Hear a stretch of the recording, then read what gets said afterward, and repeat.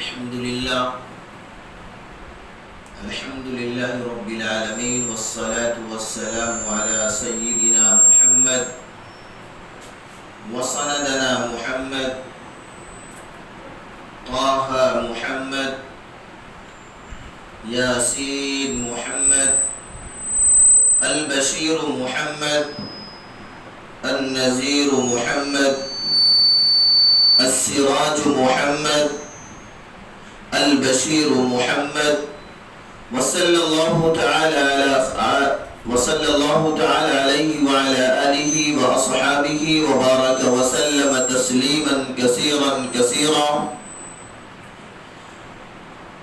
أما بعد فأعوذ بالله من الشيطان الرجيم بسم الله الرحمن الرحيم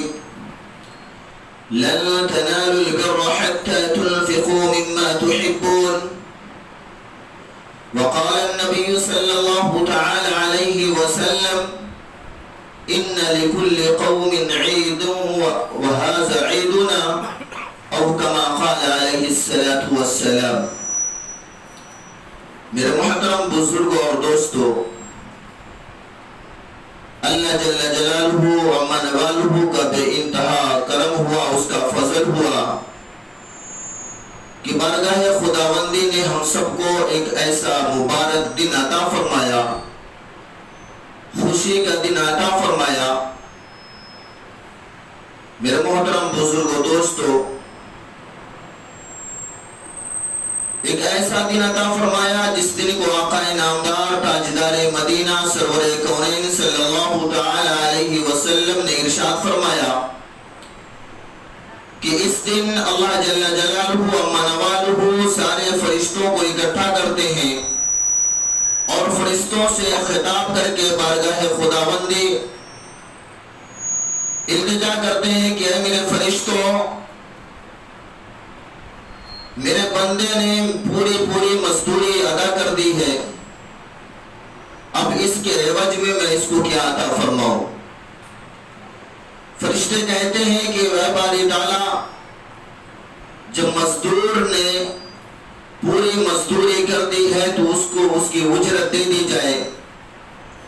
اللہ جل جلالہ عما نوالہ فرماتے ہیں کہ اے میرے فرشتوں، تم گواہ رہنا، میں اپنے بندوں کو ایک دم صاف شفاف کر دیا،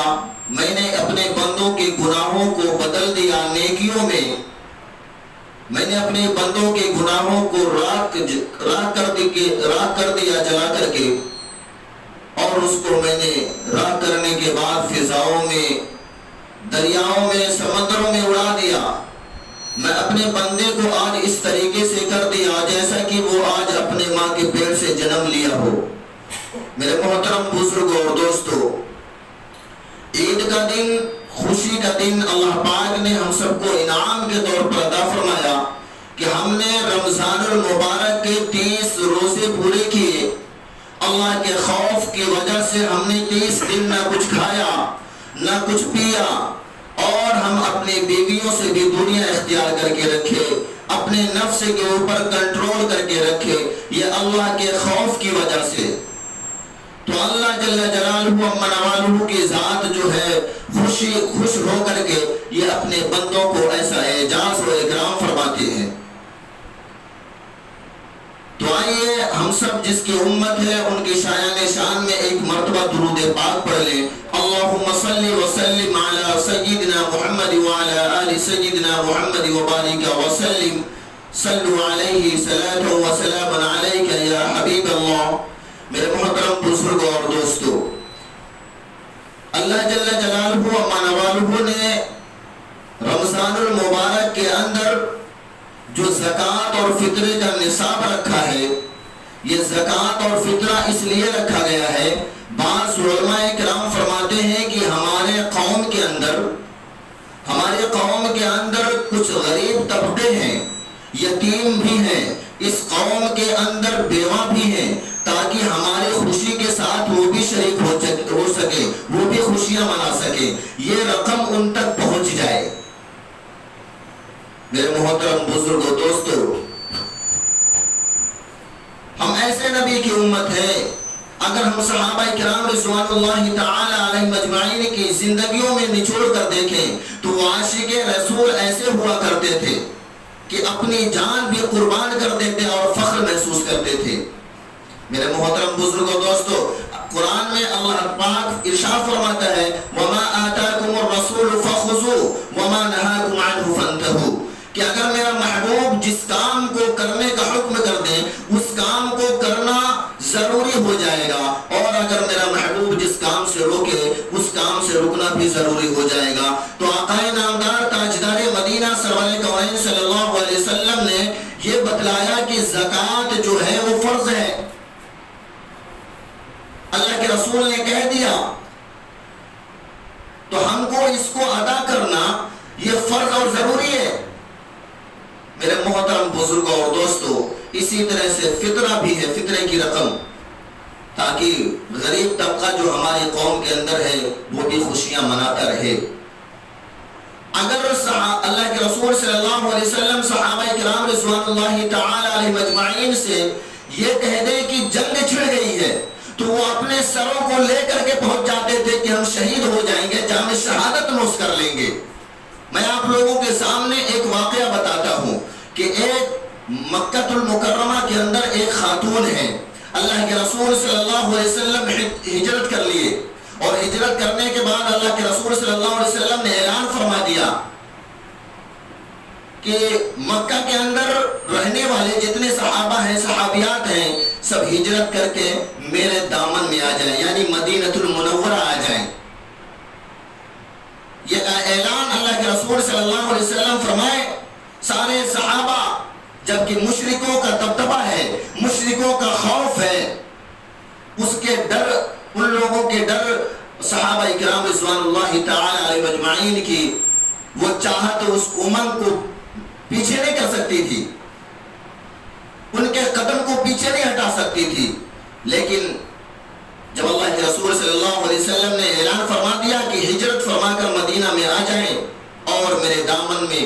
آ کر کے پناہ لے لیں، اس کے بعد پھر بولے کہ اللہ کے رسول صلی اللہ علیہ وسلم ایک زمانہ آئے گا واپس جائیں گے، ابھی تم اپنے گھروں کو چھوڑ کے آ جاؤ، اپنی زمین جائیداد کو چھوڑ کر آ جاؤ، اپنے کھیتیوں کو چھوڑ کر آ جاؤ، اپنے باغات کو چھوڑ کر آ جاؤ، اپنے مال و زر کو چھوڑ کر کے آ جاؤ مدینہ المنورہ میں، میرے دامن کے اندر آ جاؤ۔ تو ایک صحابیہ ہے جن کا نام حضرت ام شریک رضی اللہ تعالی عنہ ہے، رات کا وقت ہے، اونٹنی کو نکالتی ہیں، اس کے اوپر ساز و سامان رکھتی ہیں، اور رات کا سفر سوچتی ہیں کہ یہ مشرکوں کو خوف اگر خبر ہو جائے گی تو یہ ہمارا پیچھا کرنا شروع کر دیں گے۔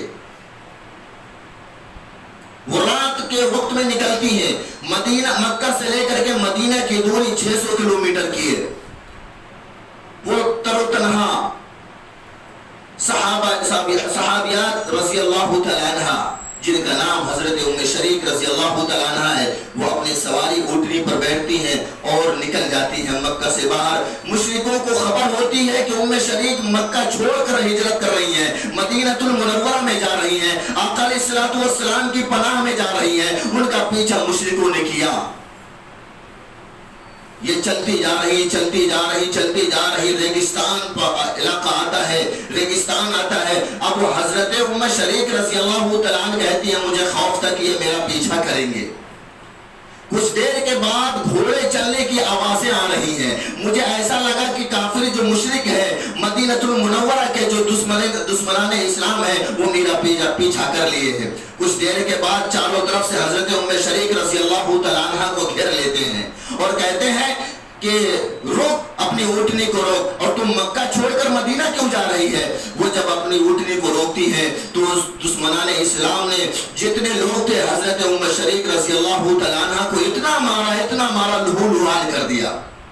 اور کہنے لگے کہ اگر تم مکہ جائے گی تو تجھے تمہاری زمینوں سے زیادہ زمین دے دیں گے، تمہارے کھیتیوں سے زیادہ کھیتی دے دیں گے، تمہارے گھروں سے زیادہ گھر دے دیں گے، تمہارے جائیداد سے زیادہ جائیداد اور روپیہ پیسے دے دیں گے، لیکن تم مدینہ مت جا، مکہ واپس چل، اور اگر مکہ واپس تو نہیں ہو رہی ہے تو تجھے ہم مار کر یہیں پر قتل کر دیں گے، تجھے مار ڈالیں گے، تجھے مارتے مارتے تجھے ختم کر دیں گے۔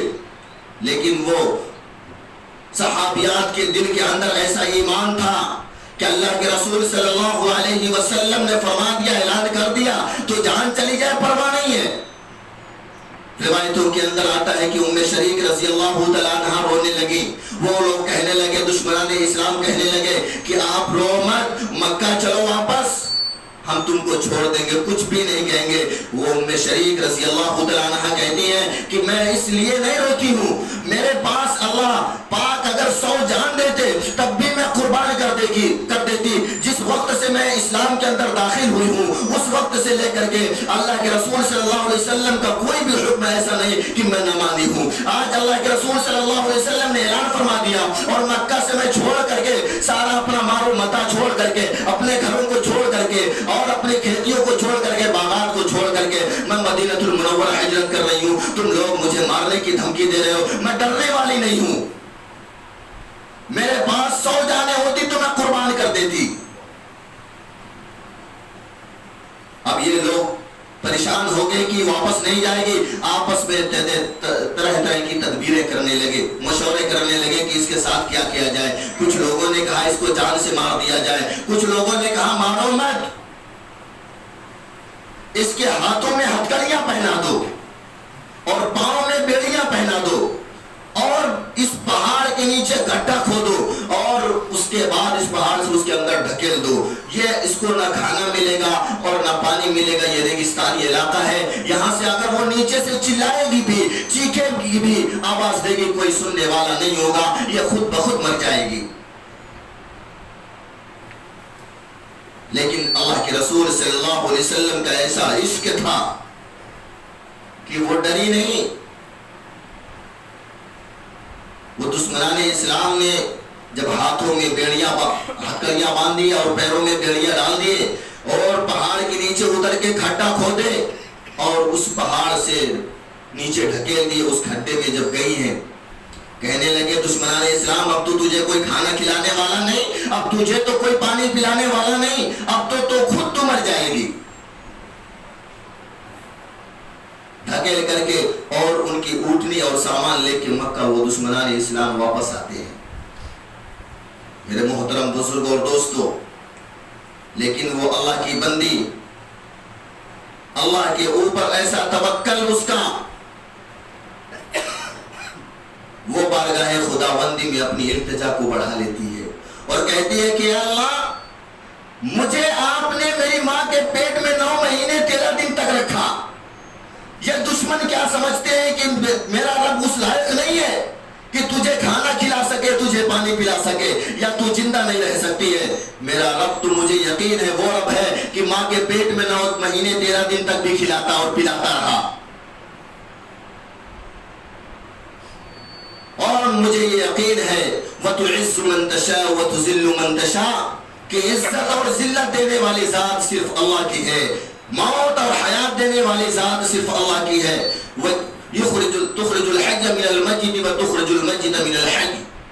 وترزق من تشاء بغیر حساب۔ قرآن میں اللہ فرماتا ہے کہ عزت دینے والا میں، ذلت دینے والا میں، موت دینے والا میں اور زندگی دینے والا میں، امیر بنانے والا میں، غریب بنانے والا میں۔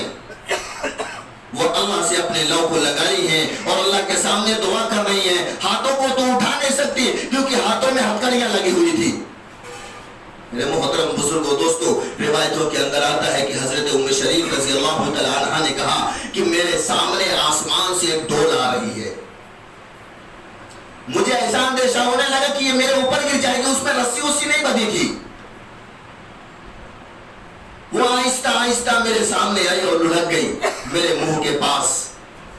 میں نے پانی پینا شروع کر دیا، اس میں پانی، ایسا پانی میں نے پوری زندگی پانی ایسا نہیں پیا، اور جب میں پانی پی لیتی ہوں تو اپنے ہاتھوں کو حرکت کرتی، ہتھکڑی ٹوٹ کے الگ ہو جاتی، پیروں میں تھوڑی حرکت کرتی، بیڑیاں ٹوٹ کے الگ ہو جاتی، اور میرے سینے پہ پٹے باندھے تھے، میں نے سینے کو ہلایا، پٹے ٹوٹ کے الگ ہو گئے، اور اللہ نے مجھے اس پانی پینے کے بعد ایسی طاقت دے دی کہ میں اس پانی پینے کے بعد پہاڑ کے اوپر بھی چڑھی اور مکہ اس ریگستان سے لے کر کے مدینہ المنورہ بھی پہنچ گئی، اللہ کے رسول صلی اللہ علیہ وسلم کے سامنے پہنچی اور سارا واقعہ میں نے بیان کیا کہ اللہ کے رسول صلی اللہ علیہ وسلم میں مکہ المکرمہ سے ہجرت کر کر کے آ رہی تھی، راستے میں دشمنان اسلام مجھے ملتے ہیں اور پکڑتے ہیں، بڑی اذیتیں پہنچاتے ہیں، بڑی تکلیف پہنچاتے ہیں، بہت مارتے ہیں، میرے ساتھ بہت ظلم و ستم کرتے ہیں، میرے ہاتھوں میں ہتھکڑیاں پہناتے ہیں، پیروں میں بیڑیاں پہناتے ہیں، کمر کے اور سینے کے اوپر پٹے باندھ کر کے پہاڑ کے نیچے گڈھے کھود کر کے اس کے اندر ڈھکیل دیتے ہیں اور کہتے ہیں تو بھوکی رہے گی، تو پیاسی رہے گی، تو ایسے ہی مر جائے گی، تجھے مارنے کی اب ضرورت نہیں ہے، تو چلائے گی، چیخے گی، اوپر تیری کوئی آواز سننے والا نہیں ہوگا۔ لیکن میں اللہ کی طرف اپنی توجہ کو بڑھاتی ہوں، اپنی التجا کو اللہ کے سامنے رکھتی ہوں اور کہتی ہوں کہ اے رب، تو نے 9 مہینے 13 دن تک ماں کے پیٹ میں زندہ رکھا، تو نے 9 مہینے 13 دن تک ماں کے پیٹ کے اندر زندہ رکھا، اور یہ دشمنان اسلام سمجھتے ہیں کہ میرا رب وہ رب نہیں ہے۔ اس وقت میرا رب وہی تھا اور آج بھی میرا رب وہی ہے۔ اللہ کے رسول صلی اللہ علیہ وسلم، اللہ پاک نے کچھ دیر کے بعد میرے سامنے ایک ڈول آتی ہے اور اس کے اندر آہستہ آہستہ میرے منہ کے پاس پہنچتی ہے، اس پہ پانی رہتا ہے، میں وہ پانی کو پیتی ہوں۔ فزت برب الکعبہ، رب کعبہ کی قسم، میں نے آج تک ایسا پانی نہیں پیا جو دودھ سے زیادہ سفید تھا، شہد سے زیادہ میٹھا تھا، برف سے زیادہ ٹھنڈا تھا۔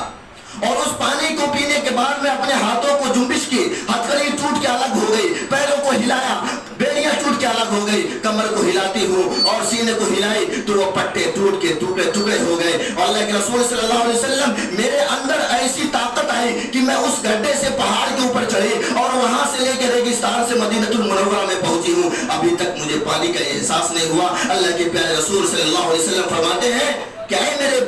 صحابیہ، اے ام شریک رضی اللہ تعالی عنہ، اگر تو اس پانی کو پینے کے بعد پوری دنیا کا چکر لگا لیتی تو تجھے کبھی پیاس نہیں لگتی،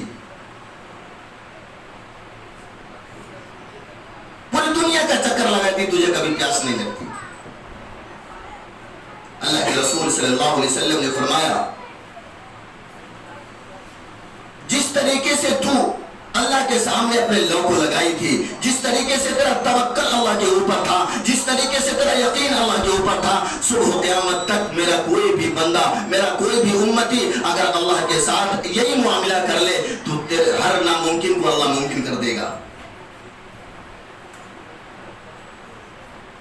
میرے محترم بزرگوں، دوستو، بتانے کا مطلب یہ تھا کہ اللہ کی ذات کے اوپر بھروسہ، اللہ کے رسول صلی اللہ علیہ وسلم نے جس بات کو کہہ دے اس کو کرنا ضروری ہو جاتا ہے، کیونکہ قرآن نے کہا وَمَا آتَاكُمُ الرَّسُولُ فَخُذُوهُ وَمَا نَهَاكُمْ عَنْهُ فَانْتَهُوا، کہ میرا محبوب اگر کسی کام کو کرنے کا حکم دے تو اس کو کرنا ضروری ہو جائے گا، اور اگر میرا محبوب کسی کام سے روکے تو اس سے رکنا اس کے لیے ضروری ہو جائے گا۔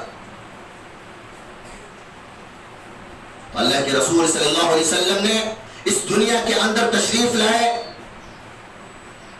قرآن نے کہا وَمَا أَرْسَلْنَاكَ إِلَّا رَحْمَةً لِلْعَالَمِينَ، کہ اے میرے محبوب، اے میرے برگزیدے پیغمبر، اے میرے نبی، میں نے ساری کائنات کے لیے تجھے رحمت بنا کر بھیجا ہے، مزدوروں کے لیے رحمت بنا کر بھیجا ہے، کیونکہ ہم نے مزدوری کی ہے، رمضان المبارک کی 30 روزے رکھے ہیں، اللہ کے لیے بھوکے بھی رہے، پیاسے بھی رہے، بیویوں سے اپنے دور بھی رہے، اپنے نفس کو کنٹرول بھی کیے۔ میرے محترم بزرگوں، دوستوں، تو اللہ آج اس کا صلہ ہم کو دیا ہے۔ اللہ کے رسول صلی اللہ علیہ وسلم اس دنیا کے اندر جب آئے تو ظلم و ستم کی چاروں طرف بربریت چھائی ہوئی تھی، ظلم و ستم عام تھے، بیٹیوں کو زندہ دفن کر دیا جاتا تھا، چاروں طرف اندھیرے چھائے ہوئے تھے، لیکن اللہ کے رسول صلی اللہ علیہ وسلم جب اس دنیا کے اندر تشریف لاتے ہیں تو یتیموں کو ان کا حق مل جاتا ہے، مزدوروں کو ان کا حق مل جاتا ہے، بچیوں کو ان کا حق مل جاتا ہے۔ اللہ کے رسول صلی اللہ علیہ وسلم نے رحمت بن کر آئے۔ ایک مرتبہ اللہ کے پیارے رسول صلی اللہ علیہ وسلم عیدگاہ جا رہے تھے نماز پڑھانے کے لیے، راستے میں کچھ بچے کھیل رہے تھے، خوشیاں منا رہے تھے، اور ایک طرف ایک بچہ کھڑا تھا جو بلبلا بلبلا کے سسکا آواز سے رو رہا تھا۔ اللہ کے رسول صلی اللہ علیہ وسلم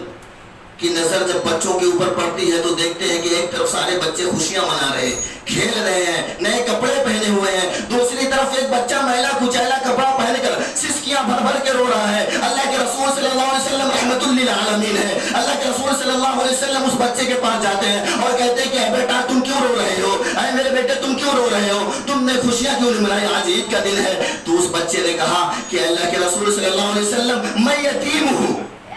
میرے ماں باپ نہیں ہیں. اللہ کے رسول صلی اللہ علیہ وسلم اپنے شفقت کا ہاتھ اس بچے کے سر کے اوپر رکھتے ہیں اور اس بچے کا ہاتھ پکڑتے ہیں, اپنے گھر پر لے کر آتے ہیں. اما عائشہ صدیقہ رضی اللہ تعالیٰ عنہا سے کہتے ہیں کہ اے عائشہ اس کو نہلاؤ, اس کو دھلاؤ, اس کو نئے کپڑے پہناؤ, اس کو خوشبو لگاؤ اور اس کو میں لے کے جاتا ہوں عیدگاہ نماز پڑھنے کے لیے. آج سے بیٹا تجھے فکر کرنے کی ضرورت نہیں, آج سے تیرا باپ محمد ہے اور آج سے تیری ماں عائشہ ہے. اس بچے کو اما عائشہ صدیقہ رضی اللہ تعالیٰ عنہا نے نہلایا, دھلایا, نئے کپڑے پہنائے, خوشبوئیں لگائیں اور اللہ کے رسول صلی اللہ علیہ وسلم کی انگلی پکڑ وہ بچہ عیدگاہ کی طرف چل رہا تھا. کچھ دیر پہلے وہ بچہ سسکیاں بھر بھر کے رو رہا تھا اور ابھی مسکراتا ہوا, چہچہاتا ہوا, کھیلتا کودتا ہوا عیدگاہ کی طرف جا رہا ہے. جب اس بچوں کے پاس پہنچتا ہے وہ کہتا ہے کہ او بچوں, تم کو معلوم ہے کہ تم لوگوں کے ابا سے میرے ابا سب سے اچھے ہیں, میرے ابا تم کو معلوم ہے کون ہے, محمد میرے ابا ہے. تم لوگوں کی اماں سے میری امی سب سے اچھی ہے, میری اماں تم لوگوں کو معلوم کون ہے, اما عائشہ صدیقہ رضی اللہ تعالیٰ عنہا ہے. وہ بچہ کھلکھلاتا ہوا مسجد نبوی میں پہنچتا ہے اور نماز سے فارغ ہونے کے بعد جب واپس گھر پہ آتا ہے بچوں میں کھیلنے کودنے لگتا ہے اور سارے بچوں میں یہ اعلان کرتا پھرتا ہے کہ میرے ابا کے جیسا کوئی کسی کا ابا نہیں, میری امی کے جیسا کسی کی امی نہیں. تو اللہ کے رسول صلی اللہ علیہ وسلم نے یہ بھی بتایا کہ یتیموں کے سر پہ شفقت کے ہاتھ رکھو. آج ہم سب سے پہلے اپنے گھرانے کے اندر یہ دیکھیں کوئی یتیم تو نہیں ہے جو آج خوشیاں منانے سے محروم رہ جائے. ہمارے پڑوس میں کوئی ایسا یتیم بچہ تو نہیں ہے کہ خوشیوں میں ہمارے ساتھ شریک نہ ہو پائے. ہمارے محلے میں یا ہماری سوسائٹی میں کوئی ایسا یتیم اور کوئی ایسا بیوہ عورت تو نہیں ہے جو ہمارے ساتھ خوشیاں نہ منا سکے, پھٹے پرانے کپڑے پہنے. آج ہم مالدار ہیں, ہمارے پاس مال و متاع ہے, ہم خوشیاں منا رہے ہیں. اللہ کے رسول صلی اللہ علیہ وسلم نے فرمایا سب سے پہلے اپنے خاندان کے اندر دیکھو, تلاشو, اگر ملتا ہے تو اس کے سروں کے اوپر اپنے شفقت کے ہاتھ رکھو, ان سے محبت کرو, اللہ تم سے محبت کرے گا, اللہ تمہاری بگڑی کو بنا دے گا. میرے محترم بزرگوں دوستو, ایک بادشاہ ہیں جن کا نام حضرت عمر ابن عبدالعزیز رحمت اللہ علیہ, ان کی بیوی فاطمہ, ان کے بیٹے جو سب سے بڑے ہیں ان کا حضرت عبد المالک. بادشاہ 3 بر اعظم پہ حکومت کر رہے, اتنے بڑے بادشاہ. عید کا موقع آتا ہے, گھر پہ آتے ہیں, بچے پریشان کرتے ہیں امی کو کہ امی جان ہم کو کپڑے چاہیے, عید آ رہی ہے, عید کے موقع پہ ہم کو کپڑے چاہیے. امی کہتی ہے بیٹا ٹھیک ہے تمہارے ابا کو آنے دو, بات کرتی ہوں. وہ بادشاہ وقت عمر بن عبدالعزیز رحمت اللہ علیہ گھر پہ پہنچتے ہیں. بیوی کہتی ہے کہ بچوں نے کپڑوں کے لیے ضد کیا ہے کہ ان کو نئے کپڑے دلائے جائیں, عید آ رہی ہے. تو حضرت عمر بن عبدالعزیز رحمت اللہ علیہ کہتے ہیں کہ اے فاطمہ تجھے تو معلوم ہے میرے پاس پیسے نہیں ہے, جبکہ اتنے بڑے بادشاہ 3 بر اعظم پہ حکومت کرنے والے, خزانہ لبالب بھرا ہوا ہے, کہتے ہیں میرے پاس پیسے نہیں ہیں. بیوی فاطمہ کہتی ہیں اچھا ایک کام کیجئے, 1 مہینے کی تنخواہ جو ہے آپ ایڈوانس لے لیجئے, گھر کے خرچے کی آپ فکر مت کریں, میں مزدوری کر کے اپنا گھر کا خرچ چلا لوں گی. آج ہمارے گھروں کے اندر معاملہ یہ بن گیا ہے کہ ہماری بیوی بھی فرمائش کرتی ہے لاؤ کہیں سے بھی لاؤ, حرام ہو حلال ہو چلے گا سب. بادشاہ وقت حضرت عمر بن عبدالعزیز رحمت اللہ علیہ اپنے وزیر خزانہ کے پاس پہنچتے ہیں جس کا نام مزاحم ہے, اور اسے کہتے ہیں کہ مزاحم ادھر آؤ, مجھے 1 مہینے کی تنخواہ ایڈوانس دے دو, عید آ رہی ہے, میرے بچوں کے کپڑے بنوانے ہیں. وزیر خزانہ مزاحم نے کہا کہ اے بادشاہ وقت، اے خلیفہ، آپ یہ لکھ کے دے دیں کہ آپ 1 مہینہ زندہ رہیں گے، میں آپ کو 1 مہینے کی تنخواہ ایڈوانس دیتا ہوں۔